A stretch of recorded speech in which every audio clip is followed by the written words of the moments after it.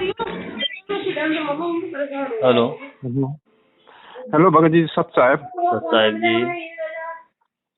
अभी हम एक देख रहे थे आपके उसमें सुझाव कि उसमें लिखा था कि जहाँ पर सात रामायणी का कार्यक्रम हो वहाँ सात संगति हाँ।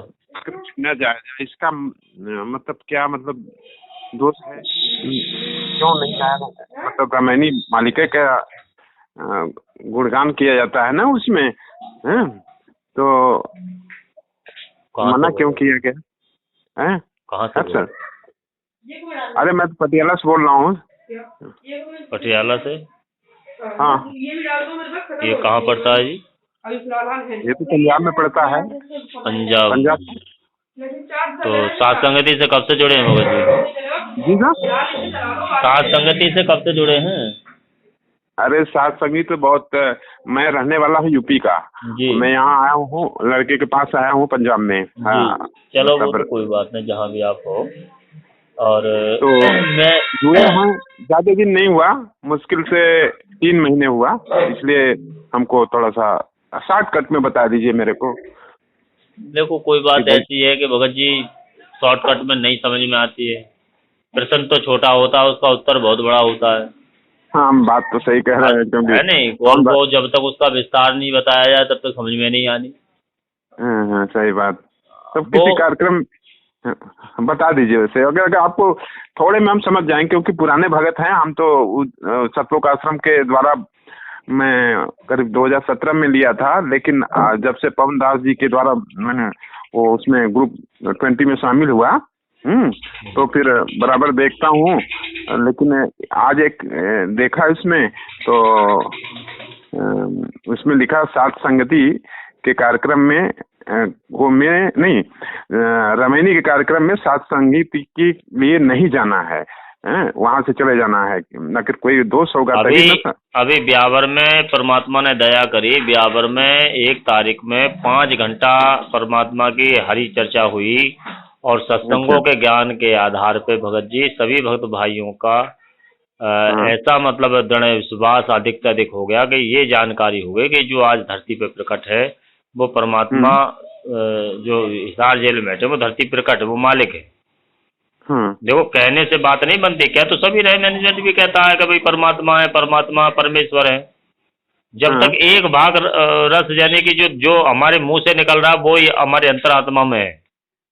हाँ, वो तो जो जिसके दिल में जो रहेगा वो ही निकलेगा मुंह से। हाँ। नहीं वो देखो ऐसा नहीं, मुंह से तो कहने के लिए को देखा दूनी में भी कुछ ना कुछ मुंह से बोलते रहे, ऐसा कुछ नहीं है। सर। जब तक ये समझो ना, अब जो अंदर आत्माओं में हमारे होगा ये तो आप जान सकते हो या मैं जान सकता हूँ। भाई आपके अंदर क्या भावना है वो तो मैं नहीं जान पाऊंगा। ये तो आप ही व्याख्या कर सकते हो कि सही बोल रहे हो या गलत बोल रहे हो। हाँ। तो कहने वाले तो कहते रहते हैं कि भाई परमात्मा है, परमात्मा है। जो अंदर आत्मा यानी कि भीतर से भी और बाहर से भी एक सा हो जाएगा। हाँ। तो वो उसमें अभी भी बात सुन रहा है, मैं तो पूरी नहीं सुन पाया हूँ, हालांकि लगभग 1-1.5 घंटे की अभी सात संगति रह गई मेरी, मैं कल से सुन रहा हूँ लगातार, जैसे जैसे समय निकाल कर। अच्छा। वो इस तरीके से सात संगति है भगत जी, बस उसमें ये क्लियर हो गया है और उसी में ये बता दिया गया है जो आज आपकी जो शंका बन गई थोड़ी सी कि भाई क्यों नहीं जाना चाहिए। तो उस सात संगति में पूरा ही क्लियरिटी है कि भाई इसलिए नहीं जाना चाहिए। अच्छा। हाँ पूरा है। आप अगर आपको ब्यावर की सात संगति का अगर आपके पास वीडियो है तो वो सुन लीजिए, अगर नहीं है तो दाद भेज देता है अभी। अच्छा।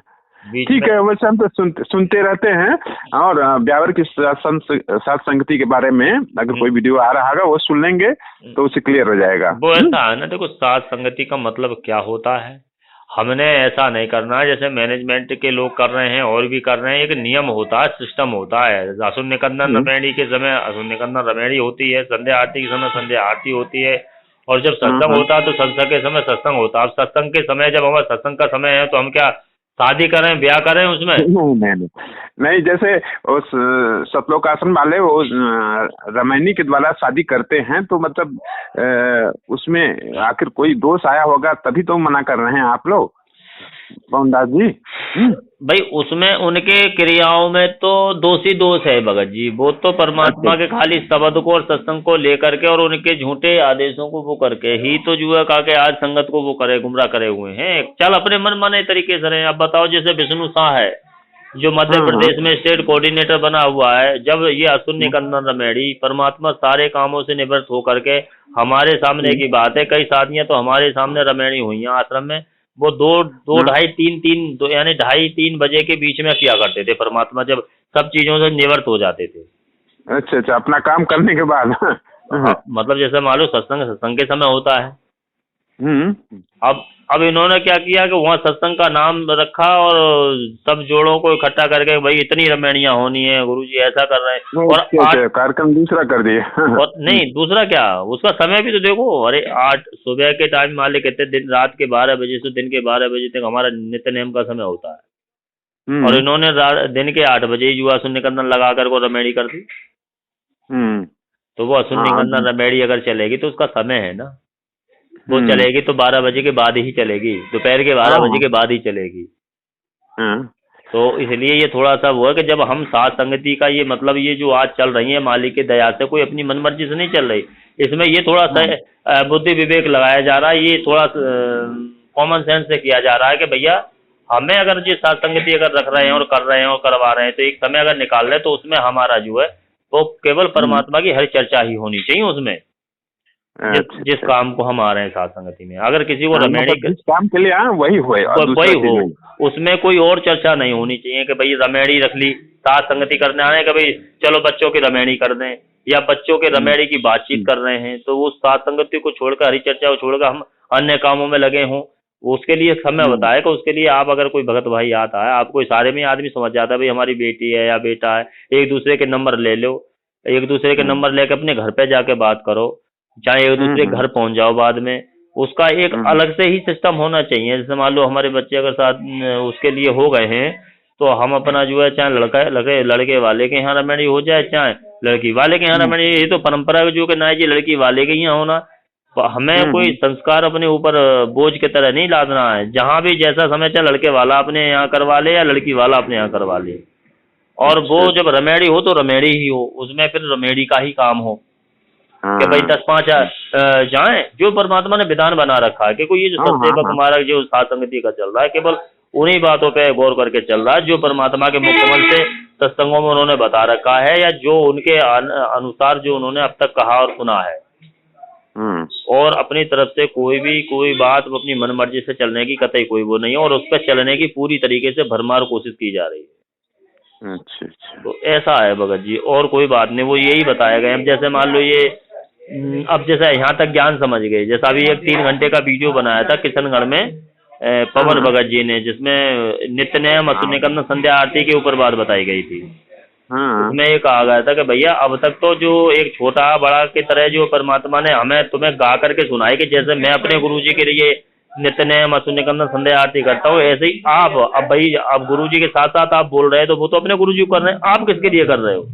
हाँ हाँ, इसके लिए भी उसमें लिखा है कि मतलब वो मतलब चिप के द्वारा या उसके द्वारा आरती या आरती न करें, कोई भी हाँ नित्य नियम न करें। आप किताब भक्ति बोध का पढ़कर अपने मुंह से उच्चारण करके तब करें। जी, तो वो वहाँ जी जी उसका ऐसा है ना, जो भगत भाई इस चीज को समझ चुके हैं कि वाकई हमने अभी तक अपने गुरुजी के साथ साथ केवल छोटा और बड़ा ही कहा है, गुरुजी ने अपने लिए करी और हम गुरुजी के साथ साथ बोल रहे हैं, तो हमने किसके लिए करी?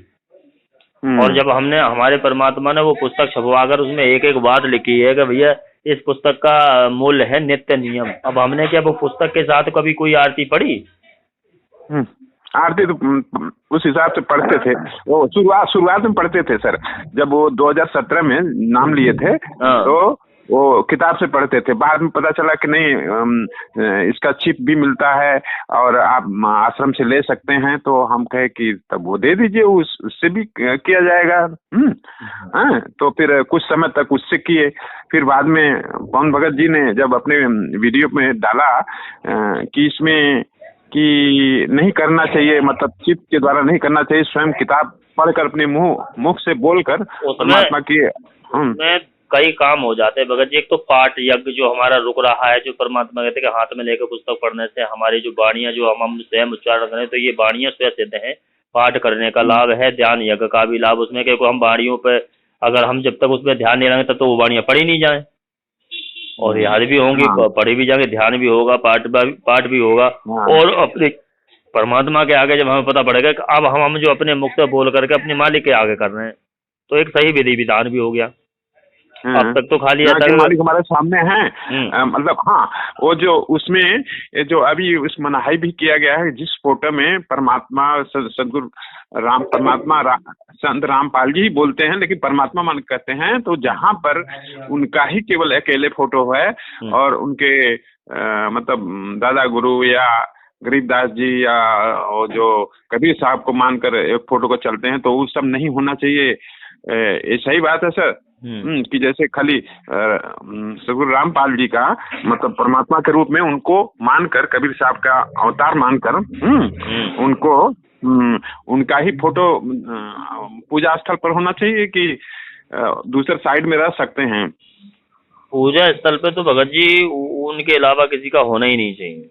अच्छा और दास तो धीरे धीरे जो आश्रम से लाया था, चाहे सम्मान कोई अलग कमरे में या जहाँ भी जैसा भी कुछ है, मतलब जहाँ जहाँ दरबार मालिक का केवल उनकी ही तस्वीरें अपना बनवा के लगवाता जा रहा है और उन तस्वीरों को एग्जाइट करता जा रहा है। अच्छा अच्छा, मतलब वही पूछ रहे हैं कि अगर वो दूसरे लोगों का है तो मतलब उनको हटा दें, केवल मतलब परमात्मा का ही। हाँ जी, दरबार में जब हम समझ गए हैं, जब तक नहीं ज्ञान था तो उस ज्ञान को ना होने की वजह से ही परमात्मा ने ये सब चीजें बताई। परमात्मा तो सारे काम कर रहे हैं नहीं। अरे बहुत भटके, फिर भी हमारा नुकसान नहीं। हमारे जो साथ में हमारी भक्तमती थी, वो भी मतलब साथ में उनके चलती थी, जो कहते थे उसको सही मान लेती थी। एक बार शुरू में हमने पढ़ा कि उनका मतलब परमात्मा का भोग 8 सितंबर को होना चाहिए, मैंने कर दिया। और आप पवन दास जी के मतलब कथनानुसार वीडियो एक देखा था, तो वो बोलने लगी, अरे आप अपने मन से कर रहे हैं, और वो जो मना करते हैं कि पवन दास जी का जो देखेगा।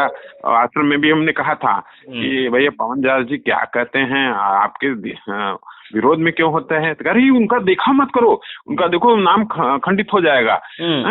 और वो भी सुन ली, औरत भी सुन ली मेरी। तो हम उस समय पूजा करने के लिए बोले थे 8 नवंबर के दिन, तो मैंने कर दिया। तो कहे आपने मर्जी से कर रहे हैं, नाम खंड हो जाएगा, ये हो जाएगा। तो फिर हम एक ही बार किए, फिर वही में लग गए। फिर सत्योगाश्रम के बनाए नियमों के हिसाब से चल रहे। फिर बाद में इधर जब मैंने कई बार देखा कि सतलोक आश्रम वाले मिसगाइड करते हैं भक्तों को, और पवन दास जी एकदम सही बात कह रहे हैं। तो मैंने सोचा कि है इसमें कुछ सच्चाई जरूर है। तो मैंने उनका कई बार वीडियो देखा, रात को दिन में भी देखा, उसमें देखा। तब हमको समझ में आ गया कि नहीं ठीक है ये जो कह रहे हैं। तब हम एक बार फोन करके बोले कि भाई हमको भी किसी तरह से इस साथ संगति में शामिल कर लीजिए, क्या कार्यक्रम क्या कैसे क्या हो रहा है।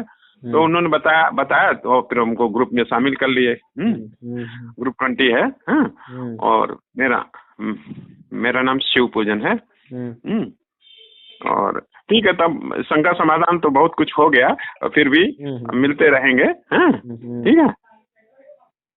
हाँ, कोई ऐसा ना है, आप समझो उसके एक एक लाइन को समझो, पढ़ो को क्यों बोला जा रहा है। अभी थोड़ा सा हमको, आखिर भक्तिमती जब वो ली थी तब हम भी लिए थे। आखिर मेरी अगर भगवान परमात्मा की उस ढंग से मतलब पूजा पाठ करने के बाद भी मतलब हमसे जुदा हो गई, मतलब तो आखिर कोई न कोई कहीं से दोष आया होगा।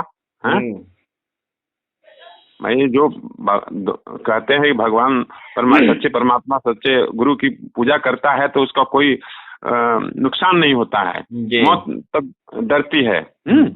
तो आखिर कुछ न कुछ जरूर हुआ होगा ना, कि भक्ति करते अभी उम्र भी नहीं थी उसकी ना, करीब 58 वर्ष करीब थी।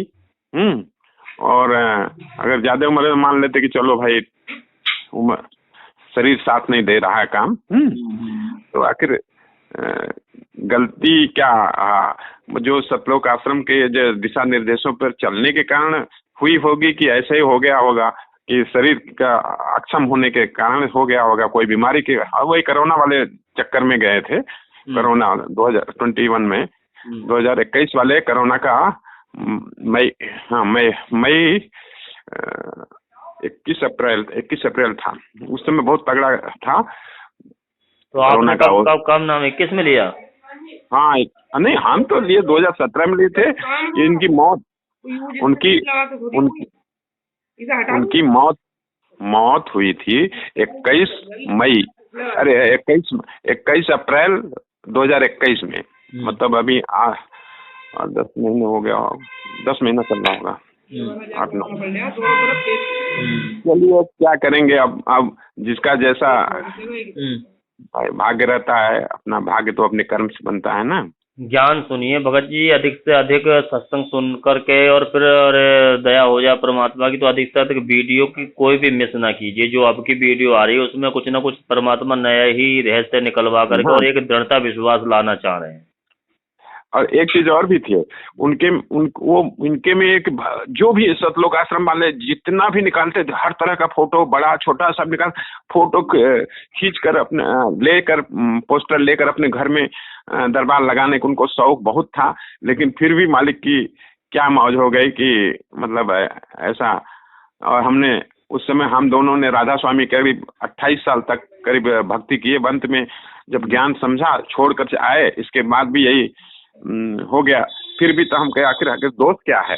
तब वो जब पवन दास जी का मैंने जब वीडियो वो जो सुना, कई सत्संग सुना, तो देखा कि यार कुछ न कुछ गड़बड़ जरूर है सतलोक आश्रम के दिशा निर्देश में चलने वाले भक्तों के लिए।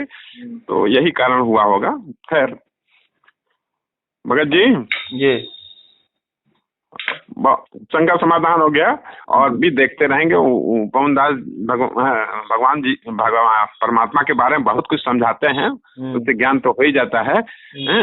और ठीक है, फिर मिलते रहेंगे। सत्संग।